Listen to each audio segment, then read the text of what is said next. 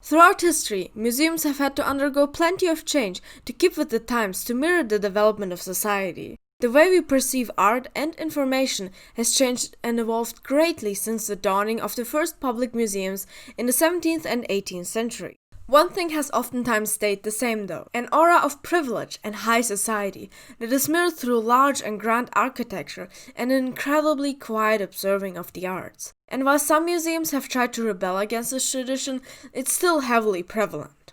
What does seem to be more current though is the addition of a museum shop, which introduces a certain sniff of capitalism into the museum world, at least for the public eye. At the end of your tour, you are gently hushed into the shop and encouraged to take home a part of the experience, be it through a postcard, a book, or a pencil. It begs to wonder if the shop is still in support of the museum, or if the museum is slowly turning into an advertisement for the shop, considering how extravagant some of the merchandise can get.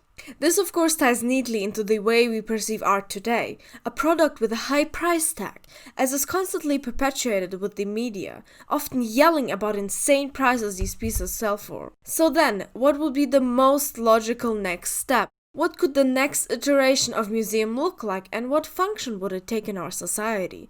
I believe the answer is not nearly as futuristic as it sounds. I believe we already live in a world where the way of exhibiting art has taken on a whole new name.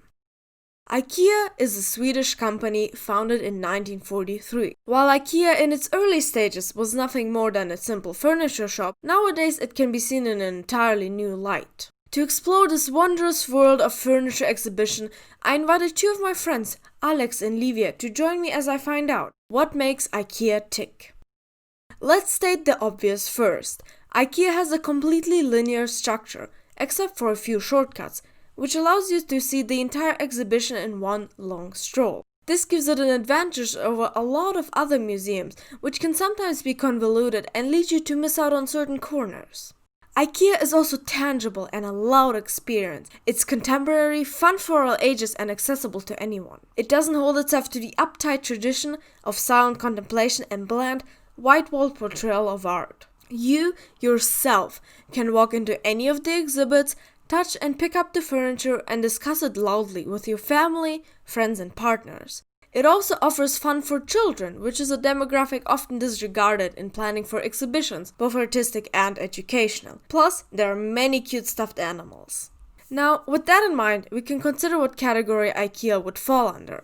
While the obvious answer would be an object design exhibition, I believe there's another term that encapsulates it perfectly: the recently popularized selfie museum.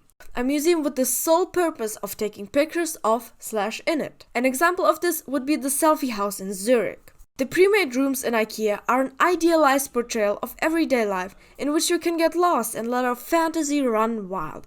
So much so that in 2009, Paul Bartonek and Dave Seger shot an entire 7-episode melodrama film inside an actual IKEA and uploaded it to YouTube. The series is called IKEA Heights, and I highly recommend everyone to give it a try. IKEA seems to be a timeless place where you can get lost amongst room exhibitions and the massive market halls with endless objects to choose from. My friends and I spent entire 4 hours in there, including a lunch break, and taking several beautiful pictures. That's a lot of damage. It's 2 a.m. and I'm still editing this.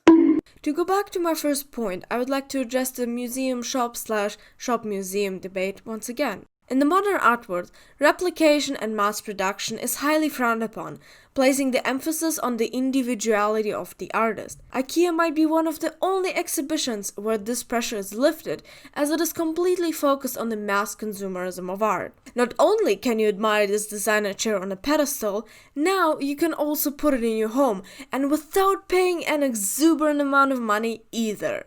Maybe it's not unique anymore, but was any design ever utterly unique? Is art not always a reproduction of something seen before?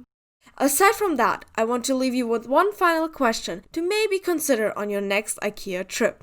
If object design is an artistic field of itself, featured in many contemporary museums, why do we only think of certain objects as art, and of others as common belongings? Thank you.